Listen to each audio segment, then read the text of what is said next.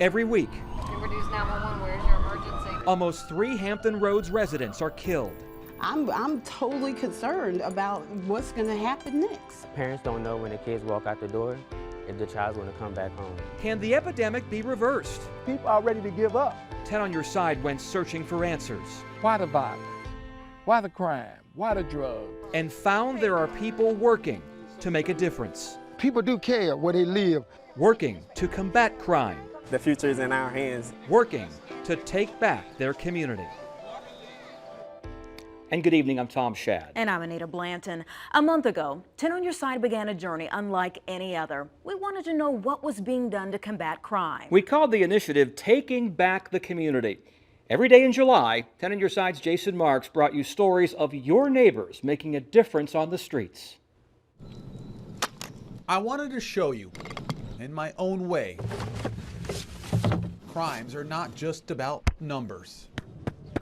In this way, you know what's at stake. It is a pain that it never goes away. These are the faces of heartbreak. I've never thought I would endure anything like this. Sons, daughters, mothers, and fathers. They make up the 66 people murdered so far this year in Hampton Roads. Lillian Bond was shot and killed in Norfolk, simply taking out the trash. Hampton's Alex Blizzard was found dead inside his car. And then there's this smiling face, 17-year-old Jermel Hayes. He was loved, he's missed, you know, he's thought about every day. I asked Anita Gonzalez to meet me in the place where her son took his last breath. It hurts, you know, it really hurts. This is the first time she's been here since. You can sense her sadness. I just never thought I would come back, you know. Hayes was shot and killed in Newport News along Deputy Lane at a place meant for children. I know he was here, whoever he was here with, he trusted. I was surprised what Gonzalez told me. She moved her children to a safer area, sent her 3 boys to private school, and yet tragedy still found her. It's a pain, it's a hurt that is never going to go away. And families are feeling that pain again and again. I don't want this to happen to anybody else, you know. On average, 11 people have been killed every month in Hampton Roads since January. That's almost 3 a week. Police say there have been more than 200 violent crimes reported in that same time period. I wanted to know, why is it happening so often? And it used to be where kids in high school go around the corner, you know, they fight it out and then it's over. They shake hands, they walk away. Now it's all about violence. Professors say crime comes and goes, but pinpointing the cause and solutions, well, that's no easy task, as I learned. Well, if I had the answer, I'd probably be out of a job, I guess. However, I was struck by several things. There are people out in the community working to make a difference. One more time. You got to think. Duke McCaskill and his wife have dedicated their lives to teaching virtues in Newport News. How about cooperation? What is cooperation? They focus on the young. Compassion. She said compassion. Because as I found out, many in the community believe it could be too late to change anyone over 18. The youth is where we need to start. I mean, now and going forward. What saddens me the most is knowing there is no quick fix. People say, well, where do you start? You have to start somewhere. If everyone in the community, along with law enforcement, interact with each other, that's going to make the greater impact. The hope is to create a world with less of this. I would love to know what happened. Less interviewing mothers with no answers, and less seeing shattered families on TV. Just gotta keep remembering all the good times. All right? It's gonna be okay. I'm here for you. Stop crying. I've done stories on many of these faces you see here, and just like their families, we at 10 on Your Side don't want to see any new photos added. So we have to do something. Something has to happen. And guys, when we started this at the beginning of July, we had 66. Now that number is 73. We had 7 more people lose their lives, 7 more families here in Hampton Roads who lost loved ones. That's obviously about 3 a week here in Hampton Roads, 3 homicides a week, way too many. Absolutely. It's hard to hear that. And I think it's important to keep in mind, too, that since the beginning of July, we've also heard from people in the community that want to put an end to all of this violence. And you've talked to several groups, Jason. Did anyone stand out to you? You know, we've seen a lot of people doing good things, but you know what really made an impact was knowing that teens are out there doing things to make a difference in the community. Oh, God. Stepping out into the heat We're headed over to Young Terrace and into the Norfolk streets, just so we can build with our community. teenagers are doing their part to fight crime. We're Teens with Purpose. We're located in this teen center right over here. As you heard, they call themselves Teens with a Purpose, This is our Hello campaign, so we're just going out in the community. and their mission is to make the community a better place. Well, the more and more we create relationship, the less and lesser there is for crimes to happen. It's going to be an awesome experience. The teens go door to door, selling their message. Thank you. Something positive. It feels good because these are real people. It's not the stuff that you see on TV. It just feels good to have real conversations and to really break those barriers. And they do this every Monday in areas that are most at risk for crime. We do it as often as possible because we want to engage this community. We want to let people know that we're here, that we're present, that young people aren't just out here, you know, with idle time, but that we're actually putting our passions to work. I want to give you also one of these as well. Diana Lee knows these streets. She knows what she's doing is so important. Everything helps. Maybe not like, maybe it's not big or maybe people don't see it, but everything helps. Like this is what really makes a difference. The teenagers look to recruit other children into joining their group. When they're not out here, they're at the center discovering talents. We want to get the little kids into art, singing, dancing. If they're good artists, we give them spaces to draw. We do everything that we can to let them know that you have a gift, you have a talent, you have something that we can pour into. We want to watch you grow. So these teens will continue to walk and knock until things get better. You bring the community together, that's what it's about. So how amazing are those teens? You know, Teens with a Purpose, it's a nonprofit organization. They've been around for 20 years serving the community. They really do a great job. All right, thanks, Jason. And Teens with a Purpose, they aren't the only group working in neighborhoods. Chesapeake residents are coming together under one simple idea. It's called the broken windows theory, a concept that if you can create an environment where people care for their neighborhoods, it will deter crimes from happening. 15 Chesapeake officers and dozens of citizens take to the streets once a year for a week to help residents in need. The hard work not only creates a better neighborhood, but also creates a sense of duty among its residents. When you know everything is cleaned up and people in the community feel more safe, they'll get out and about. They'll do more things. They'll get involved. You'll see more people playing at the park. Virginia Beach also has a yearly Serve the City. After the break, one man says using words is the key to making his neighborhood a better place. Plus, see what happens when Jason takes on a Portsmouth police officer for some one-on-one and how playing hoops can make a major difference when it comes to community policing. And later, a look at the victims of violence this year when Taking Back the Community returns.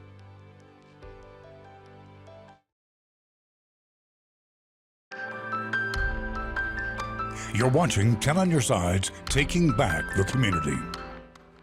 Values like patience are often taught to us when we're young, but a man in Newport News is dedicating his life to making sure kids take them to heart. In a Newport News area known for words like, Hi, everybody. Hi. Murder. I let nothing stop me from keeping my word. Robbery. Virtue is the good stuff in us. And dangerous. One man and his wife are looking to change the vocabulary. Generosity. Compassion. She said compassion. Reverend Duke McCaskill is using words through his Royal Virtues Posse to save lives. Takes the village with virtues to save a child. For almost 2 decades, the McCaskills have mentored not only children, but also their parents. The most important job of parents is to pass basic virtues on to their children and learn the language of integrity. And we said, wow, this is what's missing. The program seems to be working. Can't stop smiling. Just ask 15-year-old Isaiah Smith, who's been in the posse since he was 9. I don't think I would have the character traits that I do now. I don't think I would have this job. Smith has no relationship with his mother, doesn't even know his father's name, and yet he's found the right path. Instead of cussing, saying words of virtue. And instead of shooting, go to the park. Instead of fighting, play basketball. It's not only been fulfilling for Smith, I actually love waffle fries with Chick-fil-A sauce and Polynesian. but also for the two people who now watch like proud parents. He's like one of ours, you know, we're like mama and papa. Which brings us back to the next generation. That it is good, being compassionate, loyalty, kindness. Who are already memorizing You got it, walk, walk, walk. a few special words. Virtues, virtues, virtues is the what good stuff in us. The McCaskills mainly focus their efforts on Hampton and Newport News, but they would like to expand. Oh, we have more of our favorite stories to share with you, including a Portsmouth police officer who's scoring big points in his city. Find out why he's shooting hoops and hoping for change.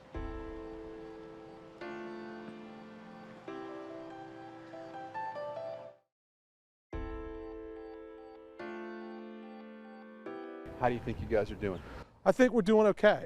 You know, there's always more that we can do. There's always more work that needs to be done.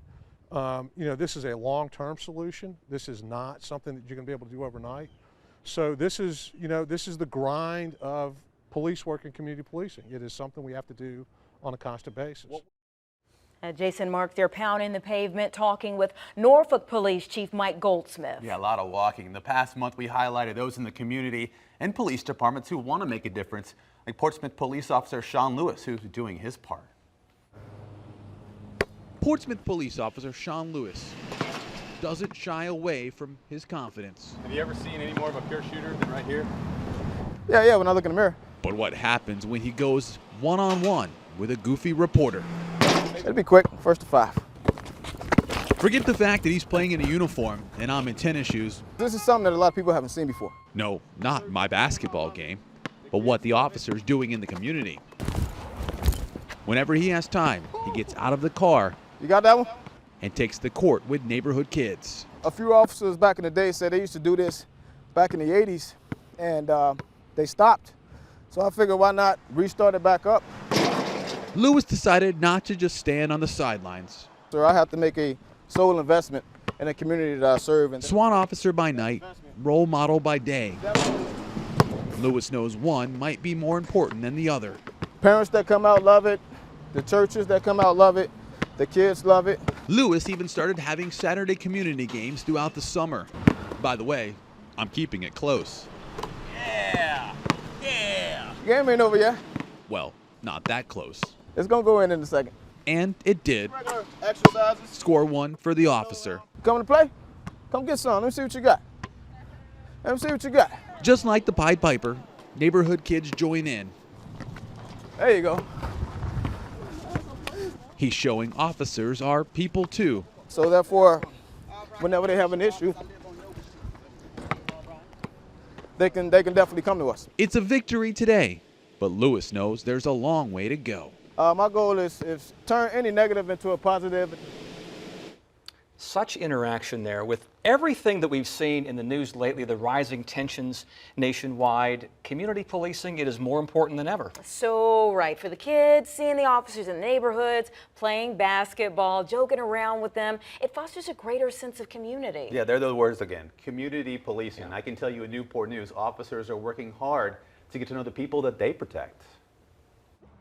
We'll never rest until crime keeps dropping. I mean, you never in my business declare victory, or because crime is a social disorder and we're in the business of addressing it. But I think as an organization, we're making some progress, you know, connecting a little bit, getting officers out of their cars, talking with people, getting involved.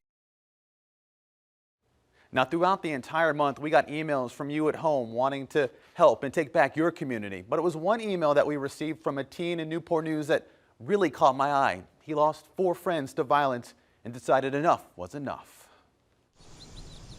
Death is coming. At some point, we will all end up here. People should prepare for it. But there's some deaths that happen too soon. When it becomes an act of violence, the reality hits them entirely different. It's a grave reality for employees at Green Lawn Memorial in Chesapeake. They're laying more and more victims to rest. We don't want to see those kinds of tragedies. In a Newport News cemetery 25 miles away, You know, I would never thought that somebody I know would have died the way they died. that reality hits too close to home for 18-year-old Jawan Moore. It's heartbreaking. You know, I went to one of their funerals, and the cry of their mother just broke everybody's heart. Moore lost 4 friends in the past 2 years. It's like an everyday thing. Somebody's dying. This is only the second time he's been back at his friend's grave. 17-year-old Adonis Turner, who was shot and killed at his Hampton home after a knock on the door 2 years ago. It was like a nightmare, just having our whole family at home, and someone ring your doorbell and gun your child down. Chastity Turner still replays that nightmare over and over, the moment when Adonis took his last breath. The last words that that Adonis said to me, and it was basically, "Mom and Dad, I'm going home to where I belong." Comforting words for a mother, but it's not for a friend who can't rest easy. A mother shouldn't have to bury their child every other day. Moore has decided enough is enough. He started a group called Taking Back Our Youth and organized a youth rally next month to bring awareness to gun violence. Usually when you see these events, there are older people doing it. You don't really see a younger person stepping out and saying that it's time for a change. Moore doesn't want to see any other young people end up here. He believes if there are teens that won't listen to adults, maybe they'll listen to other teens. So the first step is we have to bring it to their attention. The loss has to end up somewhere. And at the bottom of a giant hole isn't the answer. That would be a good deal. If the victims never ever had to come back through, that would be wonderful.